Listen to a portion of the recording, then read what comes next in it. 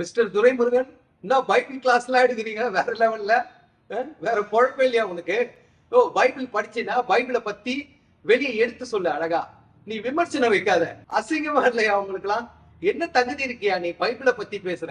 இந்த மாதிரி பைபிள் விஷயத்துல உங்க தலைவர் இருக்காருல்ல, செபஸ்டின் சைமன், அவர்கிட்ட போய் சொல்லு. பைபிளை வச்சு சங்கர் சலீம் சைமன் ஒரு படம் எடுத்துருவார். இஷ்டத்துக்கு பேசுறது அப்படியே வாரி அப்படி வழங்குறாரு பைபிளை. ஏன் கலவரத்தை உண்டு பண்றீங்க? ஜாதி கலவரம் உண்டாவது உங்களால தான்.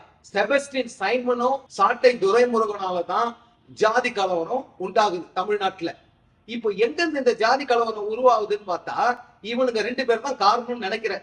மக்களே, உஷாரா இருக்கணும். உங்ககிட்ட தமிழ்நாட நாசம் பண்றதுக்கு தான் இது வந்திருக்குது. இது ஒரு சத்துரு, பொல்லாத சத்துரு, மோசமான சத்துரு. இவனுங்க 2 பேரும் ஏதோ பேசணும்ட்டு பேசிக்கின்னு எது பேச தெரியாது. இதுல வேற வெள்ளன் சோலையுமா இப்படிதான் அப்படிதான் எல்லாம் கரைச்சு குடிச்சிட்டாங்க. நீங்களும் சாட்டை துரைமுருகனுக்கும் செபஸ்டின் சைமன் அவர்களுக்கும் தமிழக வெற்றி கழகம் எம்எல்ஏக்களையும் மினிஸ்டர்களையும் எங்க தமிழக புரட்சி தளபதி சி ஜோசப் விஜய் அவர்களையும் பேச கொஞ்சம் கூட தகுதி இல்லை உங்களுக்கு எல்லாம்.